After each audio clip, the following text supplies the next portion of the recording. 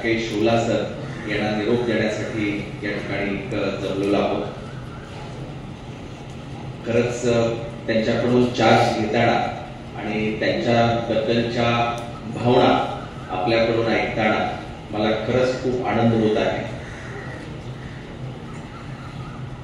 जेव्हा जेव्हा मीटिंग्स वगैरे होतात आणि त्या मीटिंगमध्ये त्या जिल्ह्याचा जो आराखडा असेल किंवा त्या जिल्ह्याचं जे काही मांडलं जातं, खरं तर ह्या जिल्ह्यात मी काम केलेलं असल्यामुळं हा जिल्हा थोडाफार मला माहिती आहे. खूप माहिती असं बिलकुल दावा करणार नाही, परंतु वरवरून मला हा जिल्हा माहिती असल्यामुळं खरं तर ज्या स्टेट लेवलच्या मीटिंग्स मध्ये ज्या पद्धतीनं राकेश ओलासर म्हणजे अहिल्यानगर बद्दल जे काही सुद्धा मांडत असताना किंवा त्या जिल्ह्याचं जे स्टॅटिस्टिक्स आम्ही बघायचो आणि 2.5 वर्षाचा कार्यकाल यशस्वीरित्या पार पडताना त्यांनी ज्या पद्धतीनं काम केलेलं आहे ते खरंच म्हणजे नेत्रदीपक आहे आणि खरंच वाखाणण्यासारखं आहे हे या ठिकाणी मला नमूद करावंसं वाटेल. आपण बऱ्याच वेळा म्हणतो की म्हणजे खरं तर माझी आतापर्यंत 23 वर्ष नोकरी झालेली आहे.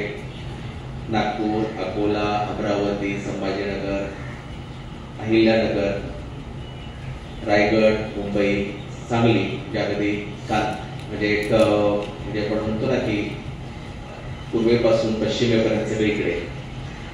पण मी एक बघितलं की हा एक असा जिल्हा आहे की ज्या ठिकाणी व्हरायटी ऑफ क्राईम, पॉलिटिकल सर्व प्रकारच्या कॉम्प्लेक्सिटीज, सर्व प्रकारचे लॉ अँड ऑर्डर्स म्हणजे पोलिसांच्या संबंधात जे म्हणून चॅलेंज असेल ते या ठिकाणी आहे.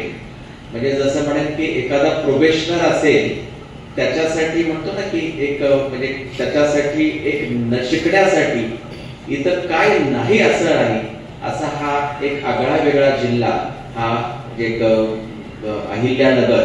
आणि त्या अहिल्यानगरचं नेतृत्व जे 2.5 वर्ष खंबीरपणे करणारे आणि त्यामध्ये 2 मोठ्या निवडणुका ज्या आहेत त्या अगदी समर्थपणे पार पाडणारे जे ओलासरांच्याकडनं इथं मी चार्ज घेताना मला अत्यंत आनंद होत आहे.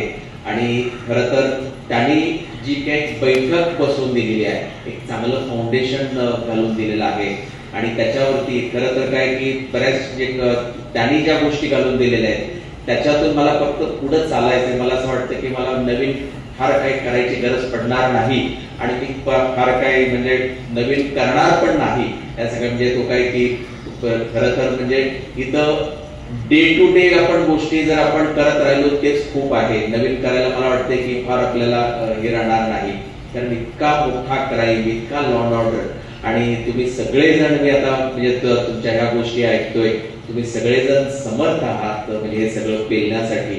म्हणजे जसं ओलासरांनी तुम्हाला फक्त म्हणजे काही की एक डायरेक्शन दिलं आणि तुम्ही फक्त करत राहिला, मला असं वाटतं की माझाही तसाच रोख राहील.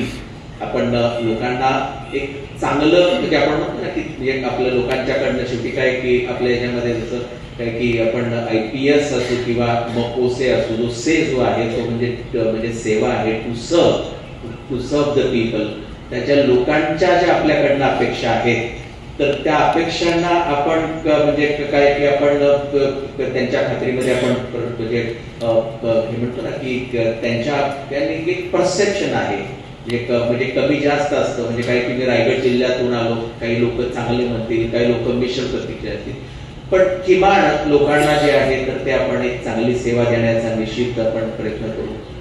मग अशी दत्ता या ठिकाणी बोलले, मी त्याला ओळखलंच नाही. म्हणजे मी आता जवळजवळ 18 वर्षानंतर त्यांना बघतोय. म्हणजे त्याचा आणि माझा म्हणजे माझ्या बरोबर तो काम करत होता आणि आमच्या अशा आठवणी आहेत की म्हणजे आम्ही त्यावेळी दोघंही मेलो असतो, इतकी भयानक परिस्थिती होती. म्हणजे प्रचंड असा तो प्रसंग होता, त्या याच्यामध्ये त्यांनी सांगितलं आणि आम्हाला एक निर्णय घ्यावा लागला, तो त्यांनी कथन केला. असा प्रसंग त्याच्याबरोबरचा आहे आणि मला आपल्या सर्वांच्याकडून म्हणजे मी म्हणजे सहकार्याचीच म्हणजे मी अपेक्षा व्यक्त करतो. आणि पुन्हा एकदा म्हणजे श्रीरामपूरमध्ये 2.5 वर्ष मला जो अनुभव मिळाला तशाच पद्धतीनं म्हणजे आता काय की श्रीरामपूर एक डिव्हिजन होता, परंतु आता इथे पूर्ण जिल्हा आहे आणि जिल्ह्यामध्ये काम करत असताना एक म्हणजे विशेषतः महिला, वृद्ध आणि लहान मुलं यांना केंद्रस्थानी ठेवून अनुसूचित जाती, अनुसूचित जमाती यांना केंद्रस्थानी मानून आपण आपली सेवा देण्याचा प्रयत्न करू. आणि जी अहिल्यानगरची जी परंपरा आहे, अनेक अधिकाऱ्यांनी जसं आता म्हणजे राकेश ओला सरांनी जी एक चांगली परंपरा घालून दिली आहे, मला असं वाटतं की त्यालाच आपण पुढे नेऊया. आणि जो म्हणजे माननीय मुख्यमंत्री महोदय आणि 100 दिवसाचा प्रोग्राम आणि आता 150 दिवसाचा प्रोग्राम आहे, त्याला आपण चांगल्या पद्धतीने पुढे नेऊया. इथे पत्रकार बंधू आहेत, मला म्हणजे बरेचसे जे चेहरे त्यावेळेचे आता बघतोय पण सगळेजण आठवत आहेत, बरेचसे जे पोलीस कर्मचारी पण काही चेहरे आठवत आहेत. तर आपण निश्चितच चांगलं काम करण्याचा प्रयत्न करूया.